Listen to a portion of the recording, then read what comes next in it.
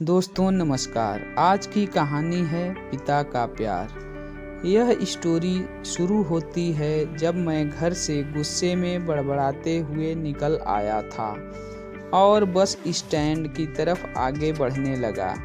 मैं मन ही मन बड़बड़ा रहा था, पता नहीं कितने पैसे छुपा के रखे हैं, लेकिन मेरे लिए एक बाइक नहीं ले सकते। अब मैं यहाँ से चला जाऊँगा और तब तक वापस नहीं आऊँगा जब तक मैं खुद के पैसों से बाइक नहीं खरीद लेता। इतना सोच ही रहा था, तभी मेरे पैर में मुझे कुछ चुभने का एहसास हुआ। नीचे देखा तो समझ आया कि जल्दबाजी में पापा के जूते पहन आया हूँ। उन जूतों में कील उभरी हुई थी जो मेरे पैर में बार बार घाव किए जा रही थी। लेकिन उस समय गुस्सा अधिक था तो मैं बड़बड़ाते हुए आगे बढ़ गया। एकाएक मुझे याद आया कि मैं पापा का पर्स भी साथ ले आया हूँ। मेरे खुराफाती दिमाग में एक ख्याल आया, क्यों ना आज पापा का पर्स चेक किया जाए, जिसे आज तक उन्होंने किसी को हाथ तक नहीं लगाने दिया था। पता नहीं कौन सा खजाना छुपा है इस पर्स में जो किसी को हाथ नहीं लगाने देते थे। जब मैंने पापा का वह पुराना पर्स खोल कर देखा तो उसमें पैसे तो नहीं मिले, लेकिन पैसों की जगह पर एक डायरी रखी हुई थी। तब मैंने सोचा, ओह, तो यहाँ खजाना छुपा रखा है।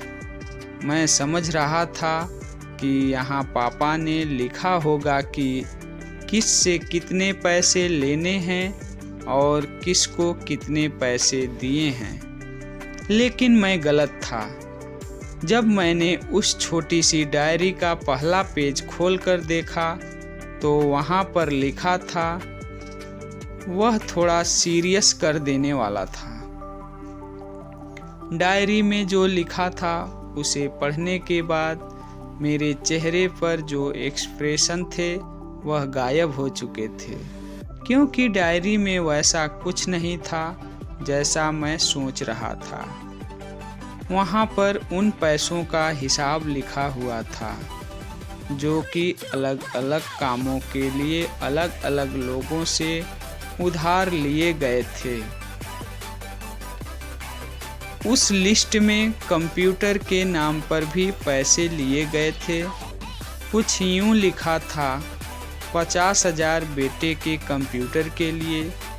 यह वही कंप्यूटर था जिसे मैं आज तक यूज कर रहा हूँ, लेकिन मुझे यह पता नहीं था उस कंप्यूटर को खरीदने के लिए पैसे कहाँ से आए थे।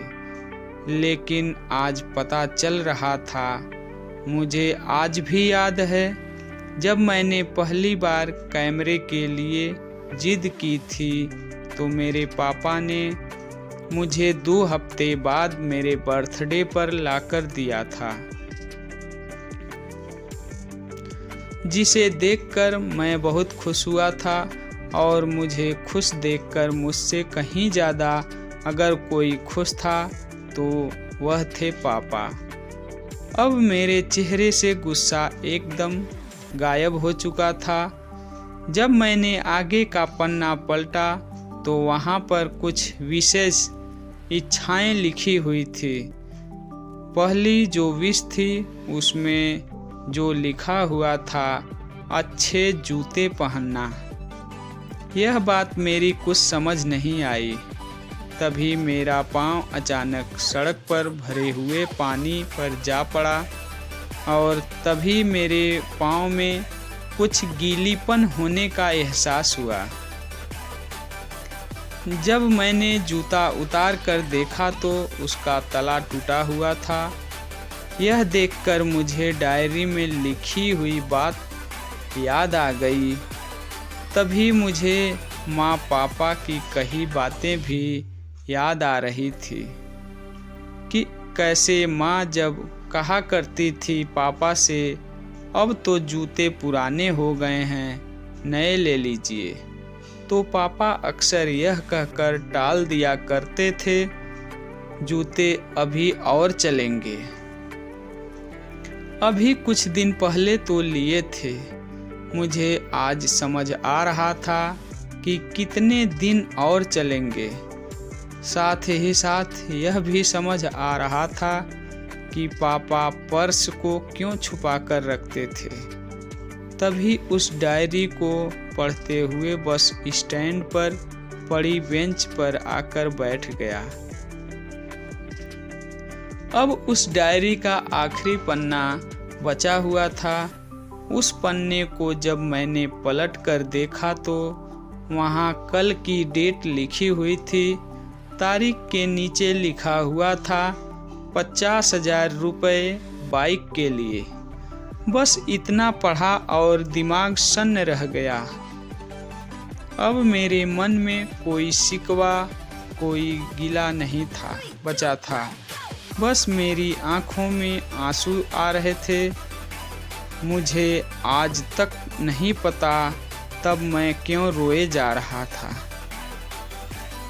अब मैं जल्दी से घर की तरफ भागा, लेकिन जूतों की वह कील पाँव में अब तक घाव बनाने में कामयाब हो चुकी थी।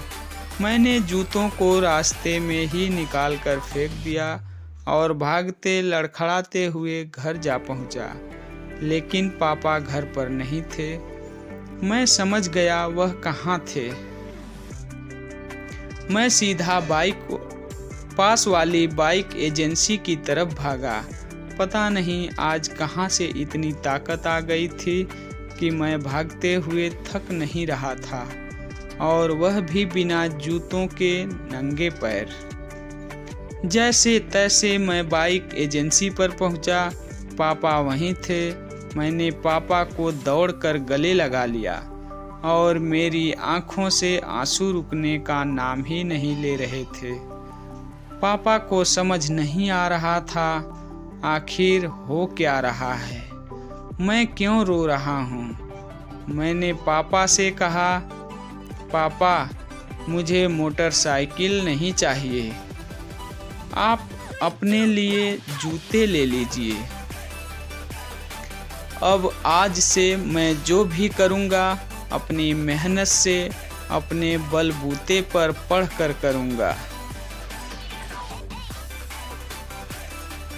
Thanks for watching.